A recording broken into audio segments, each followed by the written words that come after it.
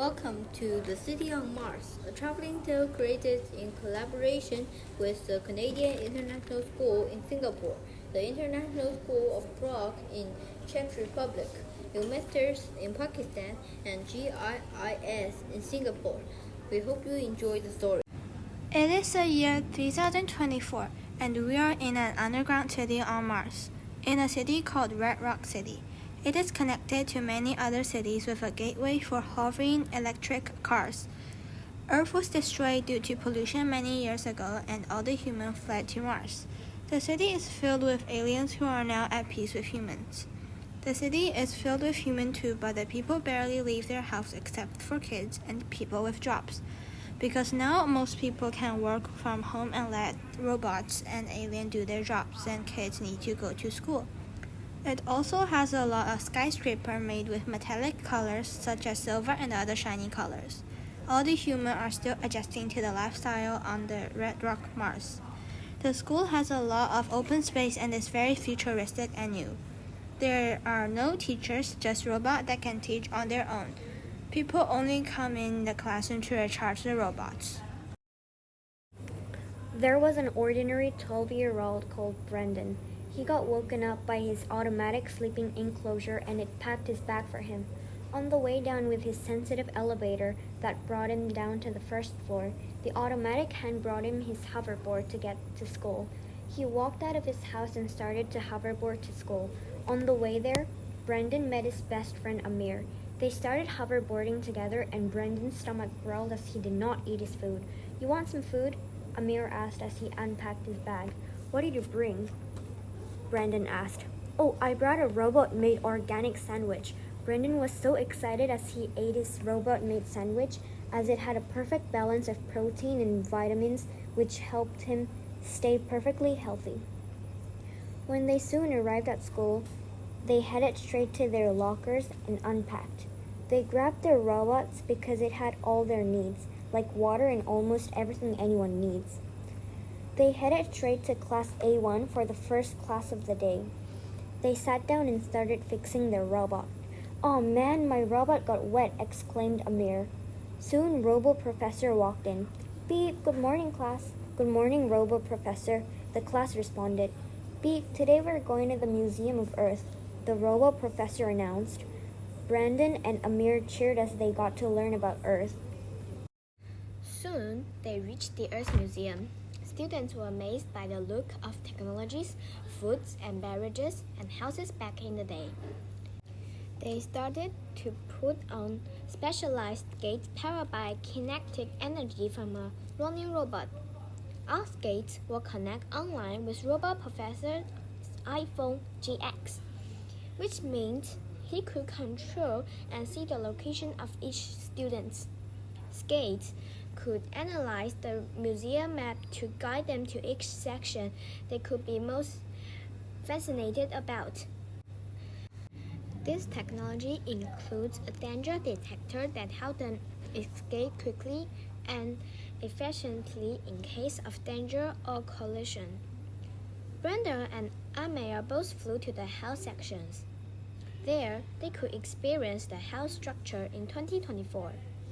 It zooms in as soon as they click one button. They even could live in a day there if they paid a few dollars. Two boys decided to take a quick ride around the city by flying in a podrome. They saw a few buildings such as banks, condominiums, hospitals, and schools. Their eyes were wide open. They were most surprised by what the schools in 2024 looked like. It was so much different than schools compared to 2024. By the time they got back, everyone was eating a capsule of nutrients for lunch. Then the robot professor announced that they would return to school after a couple hours.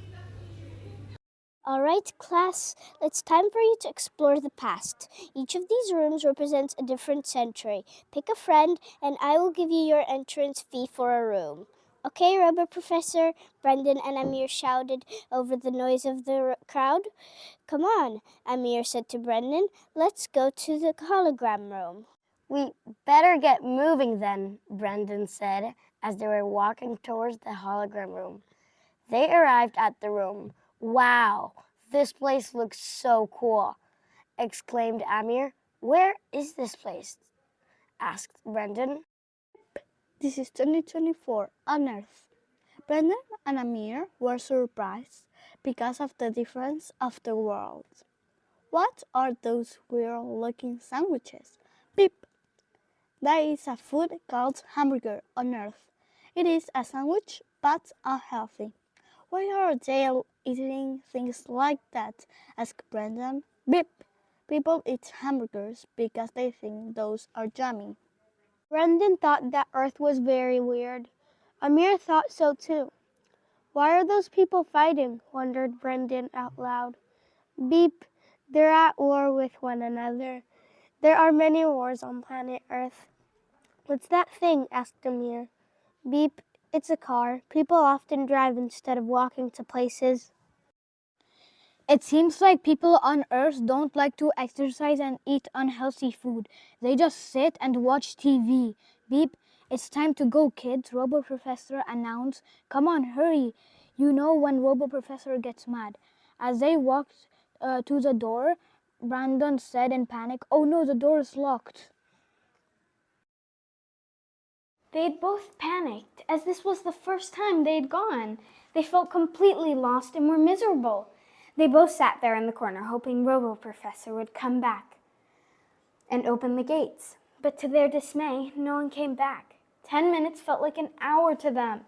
Ultimately, Brendan and Amir stood up and started looking for something that would help them.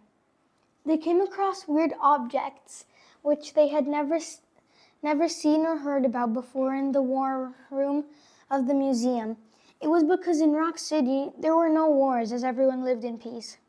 However, seeing those tools brought an idea to them. The idea of using the weapons to escape, though new, was very exciting for them, but Amir said to explore more things before breaking the door as they found the museum quite interesting. When they went on and found a strange-looking green things, they pressed the information button and found out they were plants. Upon research, they found how plants had been very crucial for the planet Earth. They felt relaxed and refreshed being near the plants. They felt all the stress ebbing away, and they started feeling a lot better. During their research, they found how plants help in relieving stress and give oxygen. But due to pollution and wars, plants got extinct. The last surviving one is in the museum, and due to all this, people got severely ill, and every living organism died.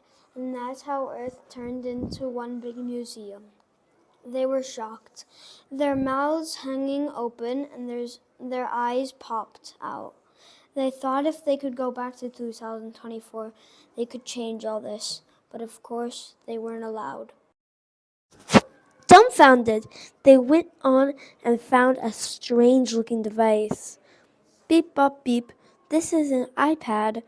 People were stuck to their devices all day long, looking at various reels or passing time through posts. People got even more self-conscious. Brendan and Amir were flabbergasted after looking at the device. They browsed through the device and saw how much people rotted their glasses, which in Mars didn't even exist. They also read about how kids, teens, and adults gave their lives up because of social insecurity. They found this utterly disappointing, and it broke their hearts. However, they couldn't do much about it. Brendan looked around and remembered they had to go back to Rock City. Realizing they were running late, they sprinted to the door and used the tools to open the lock. After several tries, they finally made it out of the museum and went back to Rock City, recognizing at least one thing is common on Earth and Mars. Detention! In the wildest daybreak, a longful so pure, health effervesces farm and shore. It's in the silent instances, in the delight we find, in the twirl of symmetry of body and mind. A thriving heart beats in cycle with grace, a wholesome spirit in embrace. Well-being develops in with a golden beam of rays, in the sturdiness of tomorrow and serenity of today. Nourish your body, and nourish it with care. With a heart for yourself and moments to spare. Motion is medicine, laughter a cure. Relaxation is the gold, and nature's the lure. So dance with a heart open wide, for health is the compass with well-being as guide.